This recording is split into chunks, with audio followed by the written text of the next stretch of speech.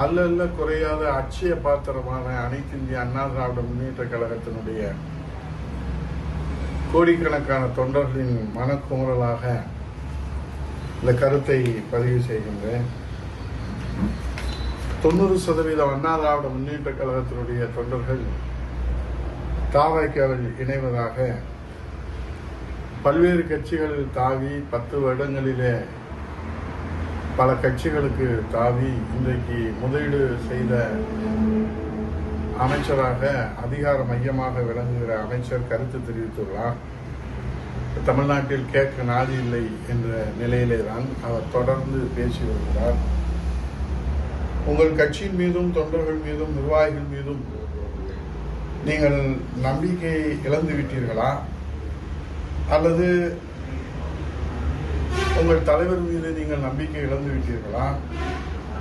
நாக்கை தொங்க போட்டுக்கொண்டு புரட்சித் தலைவர் எம்ஜிஆர், புரட்சித் தலைவர் அம்மா, புரட்சித் தலைவர் எடப்பாடியார் வழிவந்த தொண்டர்களை கட்சியிலே சேருங்கள் என்று பிச்சை எடுக்கின்ற மாதிரி கூவி கூவி அழைக்கிறீர்களே.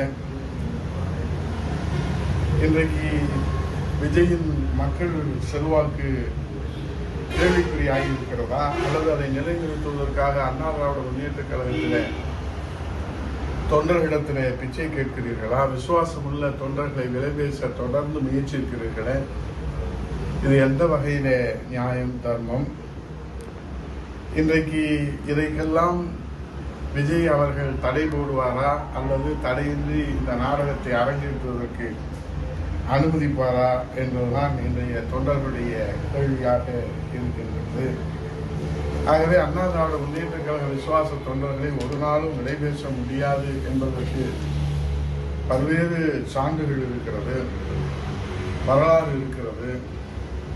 புரட்சித் தலைவர் எம்ஜிஆர், புரட்சித் தலைவர் தமிழ்வளசாமி, இதயதீபம் அம்மா அவர்கள் உருவாக்கிய அண்ணா திராவிட முன்னேற்ற கழகம் ஒரு சுயம்புவான இயக்கம். அதிகாரத்திற்காகவோ பதவி சுகத்திற்காகவோ உருவாக்கப்பட்ட இயக்கம் அல்ல. அது மாத்திரமல்ல, இந்த இயக்கத்தை உருவாக்கியவர் மனிதர் அல்ல, மனித புனிதர் புரட்சித் தலைவர் எம்ஜிஆர். அதிகார மமதியிலே அதிமுகவை குறைத்து மதிப்பிட்டவர்கள் அல்லது அதிமுகவை அழிக்க நினைத்தவர்கள் எல்லாம் தோற்று போயிருக்கிறார்கள். இதுதான் கடந்த கால வரலாறு. இப்போது புதிதாக அதிமுகவை அழிக்க தன் முழு வளத்தையும் அதிகாரத்தையும் செலவழித்து அதிகார ஆசை காட்டி வருகின்ற புதிய அதிகார மையத்தினுடைய அமைச்சர் அவர்கள் தொடர்ந்து இன்றைக்கு கூவி கூவி அழைப்பதை பார்த்தால் இந்த கன்றாவி காட்சிகள் எல்லாம் நாம் எப்படி கடந்து போவது என்பது தெரியவில்லை, நெஞ்சு பொறுக்கவில்லை. வேதனையிலே அண்ணா திராவிட முன்னேற்ற கழக தொண்டர்கள் உழந்து போயிருக்கிறார்கள், துவண்டு போயிருக்கிறார்கள் என்று நீங்கள் கற்பனை செய்கின்றீர்கள்.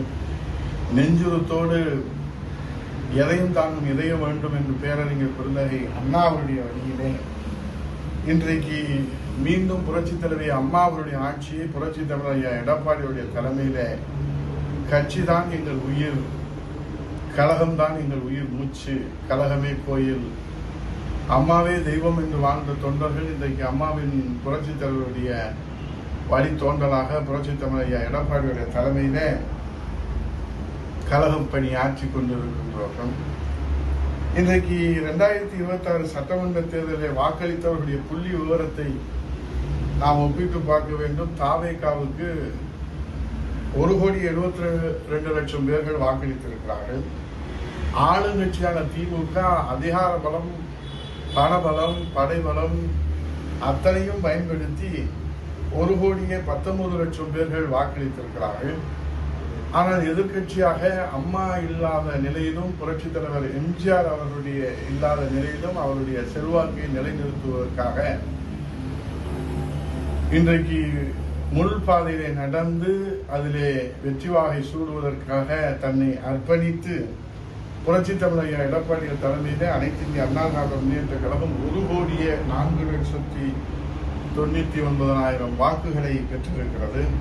நாம் தமிழர் கட்சிக்கு 19,72,000 பேர்கள் வாக்களித்திருக்கிறார்கள். இதர கட்சிகளுக்கு 9,66,000 பேர்கள் வாக்களித்திருக்கிறார்கள். நோட்டோவுக்கு 1,09,000 பேர்கள் வாக்களித்திருக்கிறார்கள். ஆக திராவிட முன்னேற்ற கழகத்திற்கு எதிர்ப்பாக 68.5% பேர்கள் வாக்களித்திருக்காங்க. ஆனால் அதை தாவேக 34.5% தான் பெற்றிருக்கிறது. புரட்சி தமிழர் ஐயா எடப்பாடியார் அவர்களுடைய தலைமையில் அண்ணா திராவிட முன்னேற்ற கழகம் இன்றைக்கு நாம் நம்பிக்கை இழந்ததாக ஒரு மாய தோற்றத்தை உருவாக்குவதற்கு தாவேக தொடர்ந்து அவர்களுக்கு பதவி ஆசை காட்டி விசுவாச தொண்டர்களை எல்லாம் அப்பாவி தொண்டர்களை எல்லாம் விலைபேச முயற்சிக்கின்றார்கள். ஆகவே இன்றைக்கு 35, 33 என்ற நிலையிலே பிரிந்திருக்கிற இந்த கணக்கை நாம் பார்க்கிற போது முழுமையாக ஆட்சி அதிகாரத்திற்கு வருவதற்கான மக்களின் நம்பிக்கை பெறாத கட்சி இன்றைக்கு தொண்டர்களை விலைபேசி அண்ணா திராவிட முன்னேற்ற கழகத்தை இன்றைக்கு பலவீனப்படுத்த யார் முயற்சி செய்தாலும் கோடிக்கணக்கான புரட்சித் தலைவர் எம்ஜிஆரின் தொண்டர்கள், புரட்சித் தலைவி அம்மாவின் தொண்டர்கள் உயிரோடு இருக்கின்ற வரை இந்த இயக்கம் உயிரோட்டமாக புரட்சித் தலைவர் எடப்பாடி அவருடைய தலைமையிலே மக்கள் பணி ஆற்றும். ஆகவே இன்றைக்கு விசுவாச தொண்டர்களை விலைபேச முயற்சிக்கின்ற சனிக்கிழமைகளை, ஞாயிற்றுக்கிழமைகளிலே, விடுமுறை நாட்களிலே கட்சியில் இணைப்பு விழா தொடரும் என்று சொல்லியிருக்கிற அதிகார மையத்தின் முதலீடு போன்ற அமைச்சர் அவர்களே, உங்களுடைய அரசியல் பின்புலம் என்ன?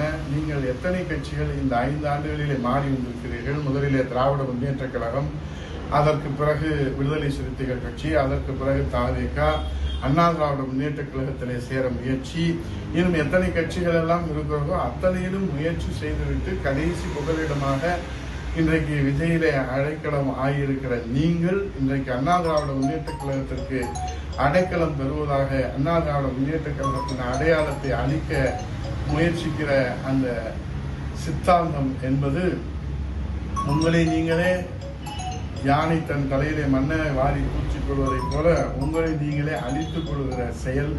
ஆகவே இறுதி எச்சரிக்கையாக சொல்லுகிறோம், அண்ணா திராவிட முன்னேற்ற கழக 2 கோடி தொண்டர்களிலே சாமானிய தொண்டராக இறுதி எச்சரிக்கையாக இந்த ஆள் பிடிக்கிற வேலையும் அதிகாரம் வழங்குகிறோம் என்கிற நாடகத்தையும் இனியும் நீங்கள் தொடர்வீர்களானால் நீங்கள் கடும் பின்விளைகளை அரசியல் பயணத்திலே நீங்கள் சந்திக்க வேண்டும், சந்திக்க நேரிடும். புரட்சித் தலைவர் எம்ஜிஆர், புரட்சித் தலைவர் அம்மா, புரட்சித் தலைவர் எடப்பாடியார் தலைமையிலே வலிமையோடு அண்ணா திராவிட முன்னேற்ற கழகம் மக்கள் பணி ஆற்றும்.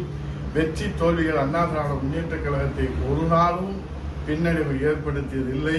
வெற்றிகள் வரலாம், தோல்விகள் வரலாம், ஆனால் மக்கள் பணிக்கு அது தடையில்லை என்பதுதான் அண்ணா திராவிட முன்னேற்ற கழக விசுவாச தொண்டர்களுடைய அந்த கொள்கை, கோட்பாடு, லட்சியம், இலக்கணம், எண்ணம், சிந்தனை, செயல்பாடு என்பதை அதிகார மையமாக இருக்கிற ஆதவ் அர்ஜுனா அவர்களுக்கு தெரிய வாய்ப்பில்லை.